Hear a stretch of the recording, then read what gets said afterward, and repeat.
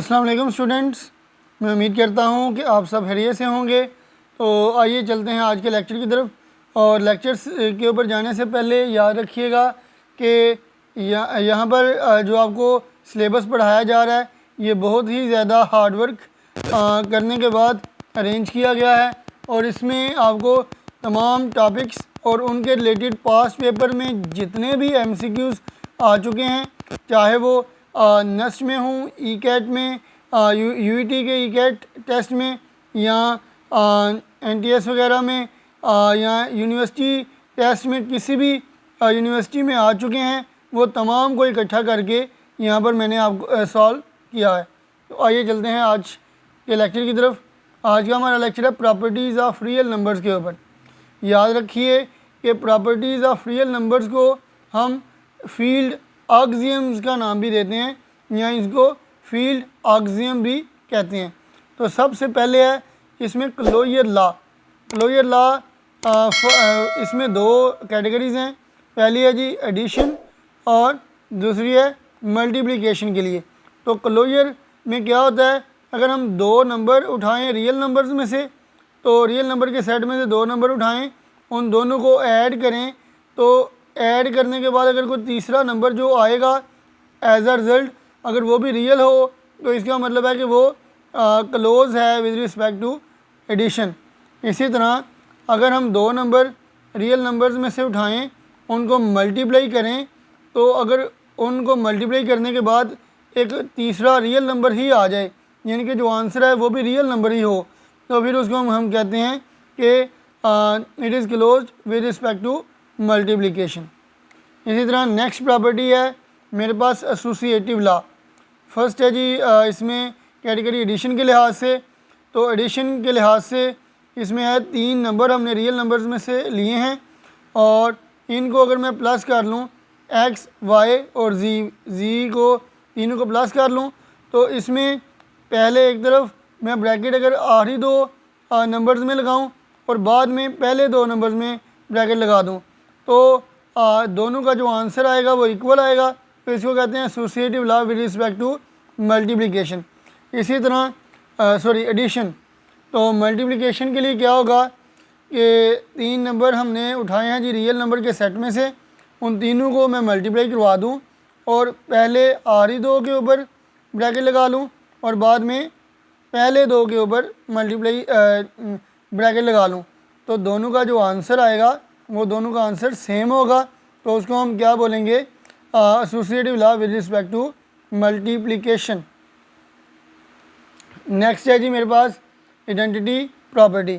इसमें पहली कैटेगरी है जी फॉर एडिशन, और इसमें अगर मैं कोई एक नंबर लूँ रियल नंबर में से और ज़ीरो को मैं कह दूँ कि वो भी बिलोंग कर रहा है रियल नंबर में से, तो x को अगर मैं ज़ीरो में ऐड करूँगा तो फिर भी x ही आएगा, यानी कि ज़ीरो जो है हमारे पास वो आइडेंटिटी एलिमेंट है विद रिस्पेक्ट टू एडिशन। ठीक है जी, एडिशन के लिहाज से जो ज़ीरो है ये आइडेंटिटी एलिमेंट है, क्योंकि इसमें कोई भी नंबर आप ऐड करवाते हैं तो आपका आंसर वही नंबर आता है। यानी x को मैंने ज़ीरो में ऐड करवाया तो मेरे पास आंसर भी x ही आएगा। तो इसको कहेंगे identity property with respect to addition. In fact अब चलते हैं मल्टीप्लिकेशन की तरफ।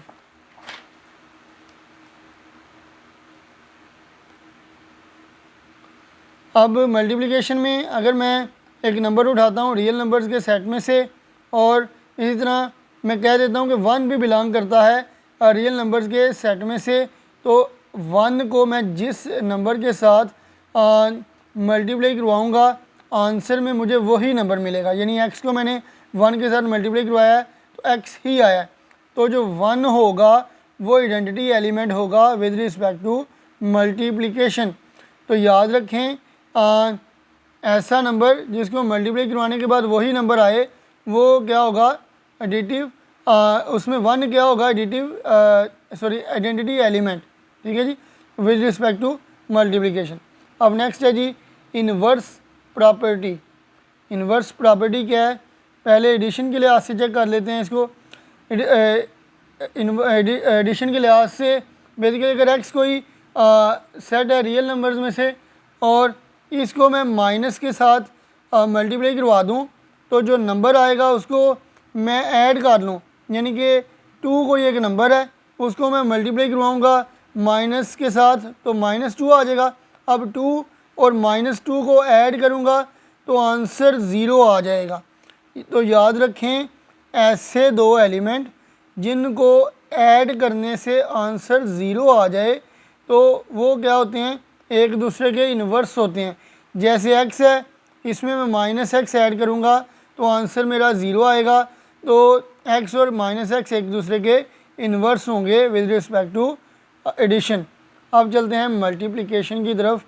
और इसमें मल्टीप्लिकेशन में क्या होता है, एक आपने नंबर लिया है रियल नंबर्स के सेट में से, उसका आप लें रेसिप्रोकल और उस नंबर को उसके रेसिप्रोकल के साथ मल्टीप्लाई करवाएं और अगर आंसर आपका 1 आ गया तो इसको हम बोलेंगे inverse property with respect to multiplication. अब इसमें एक चीज़ याद रखने वाली है कि 0 का मल्टीप्लिकेटिव इन्वर्स होल्ड नहीं करता, क्योंकि 0 जो है इसका इन्वर्स क्या होगा 1/0 और 1/0 क्या होता है इन्फिनिटी, जो कि अनडिफाइंड है। ठीक है जी, तो ये होल्ड नहीं करता मल्टीप्लिकेशन के केस में। तो याद रखें जी। नेक्स्ट है हमारे पास प्रॉपर्टी कम्यूटेटिव लॉ। पहले एडिशन के लिहाज से इसको स्टडी कर लेते हैं। 2 नंबर हमने उठाए जी रियल नंबर्स के सेट में से, उनको ऐड करेंगे, बाद में उनका ऑर्डर चेंज कर लेंगे तो जो आंसर है दोनों साइड्स का वो दोनों का इक्वल आ जाएगा। तो इसको कहते हैं commutative law with respect to addition. इसी तरह मल्टीप्लिकेशन के केस में क्या होता है कि 2 नंबर हमने लिए जी रियल नंबर्स के सेट में से और उन दोनों को मल्टीप्लाई करवाएंगे, बाद में उनका ऑर्डर चेंज कर लेंगे तो दोनों का आंसर जो है वो फिर भी इक्वल आएगा। तो इसको बोलते हैं commutative law with respect to multiplication. अब एक लास्ट प्रॉपर्टी है इसमें, दैट इज़ डिस्ट्रीब्यूटिव लॉ। तो distributivity of multiplication over addition हमने देखने हैं। इसमें 3 नंबर हमने ले लिए हैं रियल नंबर्स के सेट में से और इसमें y प्लस z, क्योंकि ओवर एडिशन है तो एडिशन के साथ हमने कोई 2 नंबर्स की एडिशन के साथ हमने तीसरे नंबर को मल्टीप्लाई करवाना है। तो y और z ऐड हो रहे हैं, इनको अगर मैं लेफ़्ट साइड से किसी नंबर के साथ मल्टीप्लाई करवाऊँगा तो उसको बोलते हैं लेफ़्ट डिस्ट्रीब्यूटिव लॉ। और इसी तरह अगर 2 नंबर्स मैं ऐड कर रहा हूँ उनको तीसरे नंबर के साथ अगर मैं राइट साइड से मल्टीप्लाई करवाऊँगा तो उसको बोलते हैं राइट डिस्ट्रीब्यूटिव लॉ। अब इसमें इस केस में क्या आएगा, x y से मल्टीप्लाई होगा xy आ जाएगा और x z से मल्टीप्लाई होगा तो xz आ जाएगा। इसी तरह इस केस में x और z मल्टीप्लाई होंगे तो xz आ जाएगा और yz मल्टीप्लाई होंगे तो yz आ जाएगा। तो याद रखें जो अगर हमारे पास 11 की 11 जो प्रॉपर्टीज़ मैंने आपको पढ़ाई हैं, अगर ये सारी की सारी किसी सेट के ऊपर होल्ड कर जाएं तो उसको कहते हैं फील्ड। ठीक है जी, अगर 11 की 11 ये जो प्रॉपर्टीज़ हैं ना, 11 की 11 प्रॉपर्टीज़, ठीक है जी, इन 11 की 11 प्रॉपर्टीज़ को हम कहते हैं फील्ड। ठीक है जी, तो बेसिकली फील्ड के लिए क्या ज़रूरी है, 11 की 11 प्रॉपर्टीज़ का होल्ड करना। ठीक है जी, तो अब जितना हमने अभी तक ये पढ़ा है टॉपिक, उसमें से एक MCQs आता है जी पास पेपर के अंदर, which of the following is a field. इसमें अल्फ़ा ऑप्शन है R, बीटा ऑप्शन है C और चार्ली ऑप्शन है Q और डेल्टा ऑप्शन है ऑल ऑफ दीज। तो याद रखें इस तरह की स्टेटमेंट के लिए आपने एक अहम चीज़ याद रखनी है, इम्पोर्टेंट फैक्ट कि Q और C ये 3 ही ऐसे नंबर सिस्टम्स हैं जिनके ऊपर 11 की 11 जो प्रॉपर्टीज़ हैं या ऑल 11 प्रॉपर्टीज़ जो हैं वो होल्ड कर जाती हैं। ठीक है जी, तो इन 3 सेट्स के अलावा और कोई ऐसा सेट नहीं है जिनके ऊपर ये 11 की 11 प्रॉपर्टीज़ जो हैं वो होल्ड कर जाएं। तो एक ना एक ऐसी प्रॉपर्टी ज़रूर होगी बाकी तमाम नंबर सिस्टम्स के ऊपर जो होल्ड नहीं होगी। ठीक है, तो अब देखें इस केस में हमने देखा Q और C, तो Q भी इसमें दिए गिवन है रैशनल नंबर्स, R भी गिवन है रियल नंबर्स, C भी गिवन है कम्प्लेक्स नंबर्स। तो तीनों सेट्स के ऊपर 11 की 11 प्रॉपर्टीज़ होल्ड कर जाती हैं। और ऐसे नंबर सिस्टम या ऐसे सेट जिनके ऊपर 11 की 11 प्रॉपर्टीज़ होल्ड कर जाएं उसको हम क्या कहते हैं, हम उसको फील्ड कहते हैं। तो इसमें ऑप्शन हमारा कौन सा करेक्ट होगा, डैट इज़ ऑप्शन डेल्टा। ठीक है जी, ऑल ऑफ दिस। अब नेक्स्ट है हमारे पास टॉपिक प्रॉपर्टीज़ ऑफ इक्वालिटी। तो इसमें पहली प्रॉपर्टी है रिफ्लेक्सिव प्रॉपर्टी। अगर हम रियल नंबर में से कोई एक नंबर लेट करें that is x belong to r, और अगर वही नंबर यानी कि x is equal to x की सूरत में आ जाए, जैसे कि हम क्या करते हैं, देखते हैं अपना मिरर में देखते हैं, तो मिरर के सामने अगर मौजूद हूँ हम तो एक्चुअल पिक्चर जो है हमारी सेम टू सेम यानी कि होती है, यानी कि x के सामने x, यानी कि 1 इक्वल टू 1 और 2 इज़ इक्वल टू 2। तो इस तरह के केस को हम क्या कहते हैं, या इस तरह की प्रॉपर्टी को हम क्या कहते हैं, रिफ्लेक्सिव प्रॉपर्टी कहते हैं। ठीक है जी। अब नेक्स्ट प्रॉपर्टी है हमारे पास सिमेट्रिक प्रॉपर्टी। दो नंबर हम लेट कर लें जी, अगर रियल नंबर में से, रियल नंबर के सेट में से, तो उसमें अगर x इक्वल हो y के, इम्प्लाइज y भी इक्वल होगा x के, तो इस तरह की प्रॉपर्टी को हम क्या बोलेंगे, सिमेट्रिक प्रॉपर्टी। नेक्स्ट है जी हमारे पास ट्रांजिटिव प्रॉपर्टी।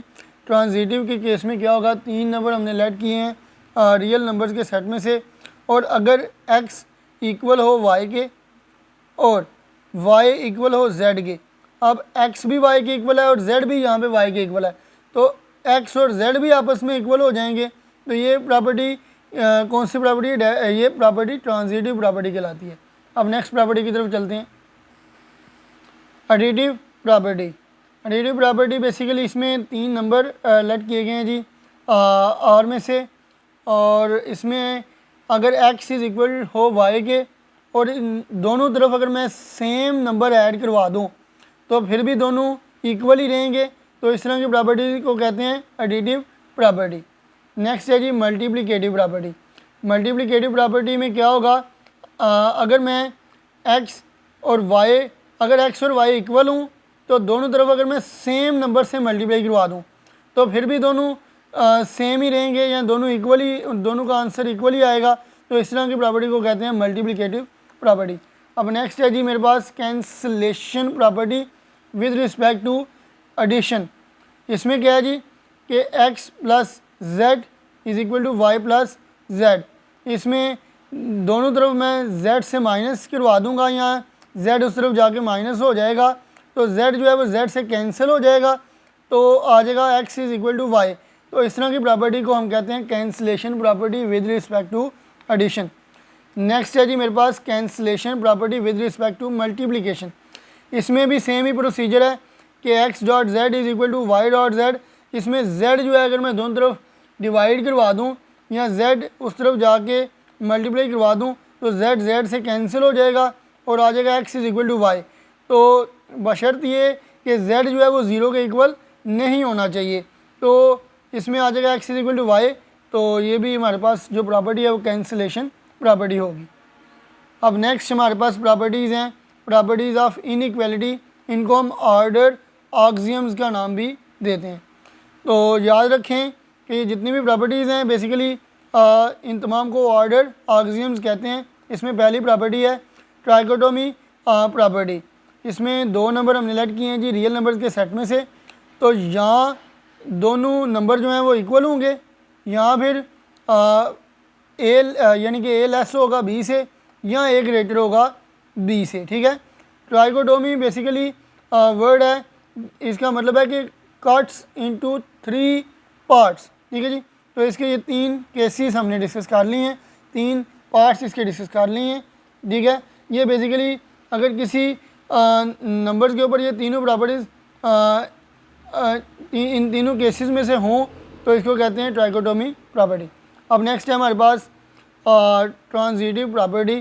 ट्रांजिटिव प्रॉपर्टी क्या होगी कि ए, अगर हम ए बी सी तीनों को रियल नंबर के सेट में से यानी कि लेट कर लें, तो ए अगर इक्वल हो, ए अगर ग्रेटर हो बी से, ए ग्रेटर हो बी से और बी ग्रेटर हो सी से, ठीक है, तो ऑब्वियसली ए ग्रेटर होगा सी से। ठीक है जी, क्योंकि बी जो था वो ऑलरेडी ए से लेस था। अब नेक्स्ट केस है हमारे पास, अगर ए लेस हो बी से और बी लेस हो सी से, तो ए लेस होगा सी से। एडिटिव प्रॉपर्टी में क्या है जी कि चार नंबर्स लेट कर लिए गए हैं जी रियल नंबर्स के सेट में से, और अगर ए ग्रेटर हो बी से तो इन दोनों साइडों पे अगर मैं सेम नंबर ऐड करवा दूं तो फिर भी हमारे पास ये वाली साइड जो है वो ग्रेटर रहेगी, जैसा कि A plus C is greater than B plus C. इसी तरह अगर ए स्मॉलर हो बी से, तो अगर दोनों साइडों पे अगेन मैं सेम नंबर ऐड करवा दूं तो तब भी हमारे पास ये वाली जो साइड है वो स्मॉलर रहेगी और ये वाली साइड ग्रेटर रहेगी। तो ये आ जाएगा A plus C is less than B plus सी।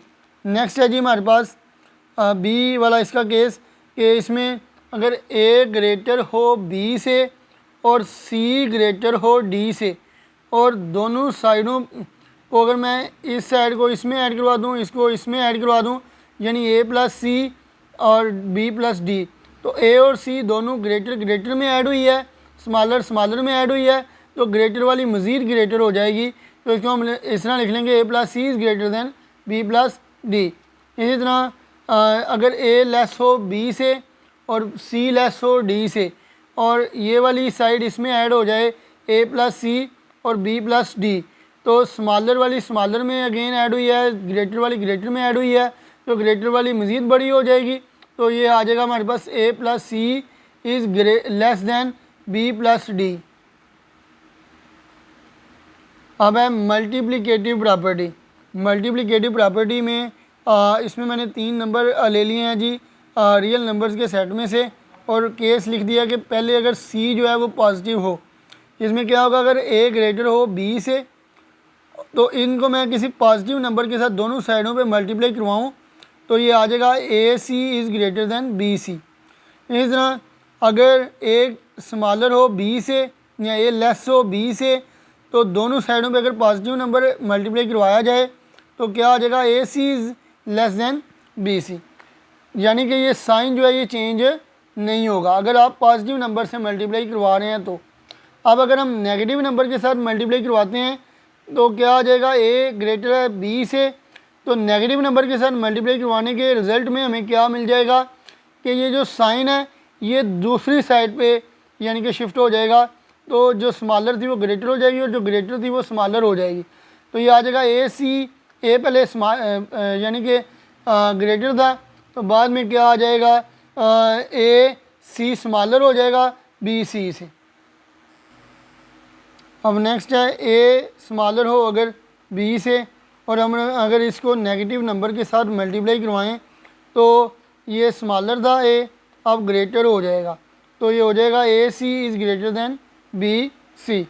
अब नेक्स्ट है जी, इनको 4 नंबर अगर मैं ले लूँ रियल नंबर्स के सेट में से, तो ए ग्रेटर हो बी से और सी ग्रेटर हो डी से, तो ग्रेटर वाली साइड को ग्रेटर वाली साइड में यानी इन दोनों को आपस में मल्टीप्लाई करवा लूँ, इन दोनों को आपस में मल्टीप्लाई करवा लूँ, तो ये आ जाएगा ए सी, मज़ीद ये ग्रेटर हो जाएगा, ए सी ग्रेटर हो जाएगा बी डी से। ठीक है जी। इसी तरह अगर ए स्मॉलर हो बी से, सी स्मॉलर हो डी से, तो स्मॉलर वाली स्मॉलर के साथ मल्टीप्लाई ग्रेटर वाली ग्रेटर से मल्टीप्लाई होगी, तो स्मॉलर वाली मज़ीद स्मॉलर, ग्रेटर वाली मज़ीद ग्रेटर, तो ये आ जाएगा A C is less than B D. ठीक है जी। आप चलते हैं नेक्स्ट प्रॉपर्टी की तरफ। इनफैक्ट नेक्स्ट मेरे पास इन प्रॉपर्टीज़ में से एक पास्ट पेपर में आया हुआ एक क्वेश्चन है, तो आइए उसको डिस्कस करते हैं। If a is greater than b then 1 over a is less than 1 over b, even though कि ए ग्रेटर है बी से और बी इज़ ग्रेटर दैन 0। ठीक है जी। तो प्रॉपर्टी जो ये द प्रॉपर्टी यूज इज़, तो इसमें जो प्रॉपर्टी यूज़ हुई है वो हमने डिस्कस करनी है। एडिशन हुई है, मल्टीप्लिकेशन हुई है, डिवीज़न हुई है, या ऑर्डर यानी इसके ऊपर हमने ये ऑर्डर की यानी कि प्रॉपर्टी थी। तो याद रखें कि ये स्मॉलर और ग्रेटर वाला केस था। ठीक है जी। इसमें कुछ स्टूडेंट जो हैं वो गलती ये करते हैं कि मल्टीप्लिकेशन को टिक कर देते हैं, कुछ डिवीज़न को टिक कर देते हैं। ठीक है। तो याद रखें लेस दैन और स्मॉलर दैन वाले केस में जो प्रॉपर्टी हमारे पास यूज़ होती है that is order, delta option, ठीक है जी। तो इसका जो करेक्ट ऑप्शन है डैट इज़ ऑर्डर, ठीक है जी। वो क्यों? कुछ स्टूडेंट ये सोचते हैं कि इसको हमने ए बी के साथ डिवाइड करवा लिया है दोनों साइडों पे, तो उससे क्या होता है ए बी के साथ अगर डिवाइड करवाया जाए, in fact a divide by a b and b divide by a b, ठीक है जी। तो ये कैंसिल, इसमें ये कैंसिल।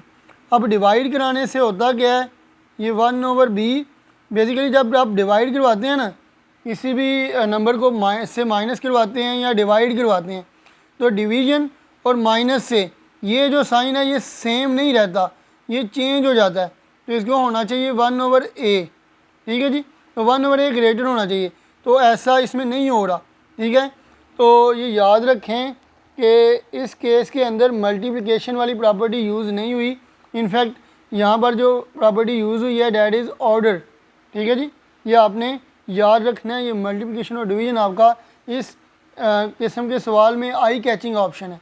अब नेक्स्ट क्वेश्चन है, the set 0 1 have closure property with respect to addition, have closure property with respect to multiplication, have closure property with respect to subtraction, have closure property with respect to division. तो आइए इसको check कर लेते हैं solve करके। यहाँ पर पहले प्लस वाली प्रॉपर्टी लगा के इसको सॉल्व करते हैं।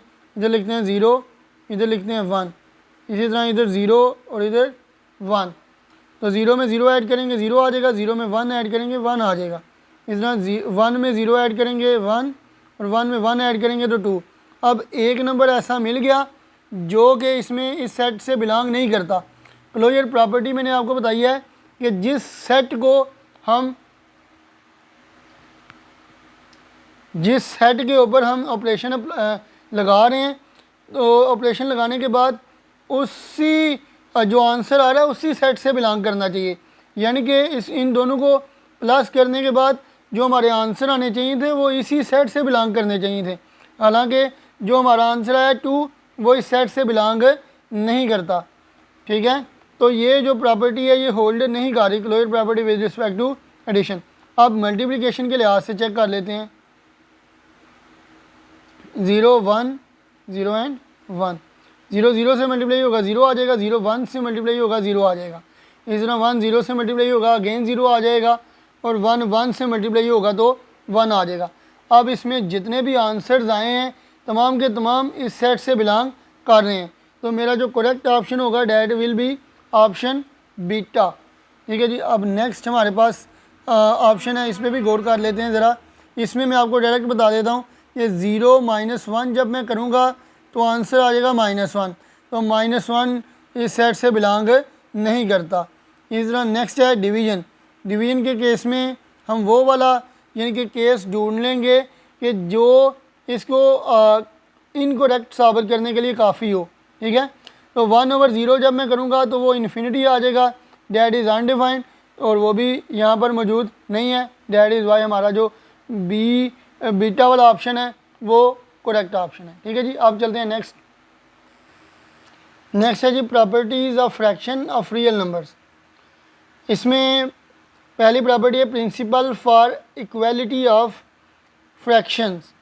तो इसमें क्या है जी, a/b is equal to c/d, if and only if AD is equal to BC। यानी अगर ये केस हो तो ये इसके इक्वल होगा और ये हो तो ये इसके इक्वल होगा, ठीक है। इसको कहते हैं principle for equality of fractions. इस तरह नेक्स्ट है हमारे पास rule for product of fractions, ठीक है जी। प्रोडक्ट ऑफ फ्रैक्शंस में क्या होगा, a/b is equal to into c/d is equal to a c से मल्टीप्लाई हो जाएगा ac आ जाएगा, और b d से मल्टीप्लाई होगा तो bd आ जाएगा। इस रूल को कहते हैं प्रोडक्ट ऑफ फ्रैक्शंस, यानी कि हमने इनको दो फ्रैक्शंस को आपस में मल्टीप्लाई करवा लिया है। इस तरह नेक्स्ट है हमारे पास गोल्डन रूल फॉर फ्रैक्शंस।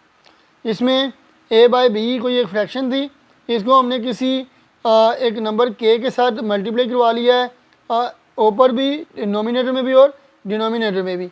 और याद रखें कि वो ज़ीरो के इक्वल नहीं होना चाहिए, क्योंकि ज़ीरो डिनोमिनेटर में नहीं होना चाहिए। तो ये हमारे पास इक्वल यानी कि आ जाएगा, तो इसको कहते हैं golden rule for multi golden rule for fraction. अब लास्ट हमारे पास आज की प्रॉपर्टी है rule for quotient of fractions. तो ये आ जाएगा ए ओवर बी ओवर सी ओवर डी। तो ये वाला जो नंबर है वो इस नंबर से मल्टीप्लाई हो जाएगा ए डी से और बी सी से। तो ये आ जाएगा a d over b c. इसको कहते हैं rule for quotient of fractions. तो इसमें से एक MCQs आया हुआ है जी पास पेपर्स के अंदर, उसको डिस्कस कर लेते हैं। What is the name in P over Q is equal to KP over KQ when K is not equal to zero. तो ये हमारे पास कौन सा ऑप्शन है? Basically golden rule, quotient rule, product rule और प्रिंसिपल रूल। तो इसमें आप देख सकते हैं हमारे पास इसमें जो यूज़ हुआ है वो golden rule for fractions use हुआ है। तो यहाँ पर जो हमारा करेक्ट ऑप्शन है दैट इज़ अल्फ़ा ऑप्शन। तो स्टूडेंट्स आज के लिए इतना ही, मिलते हैं नेक्स्ट वीडियोज़ में। अल्लाह हाफ़िज़।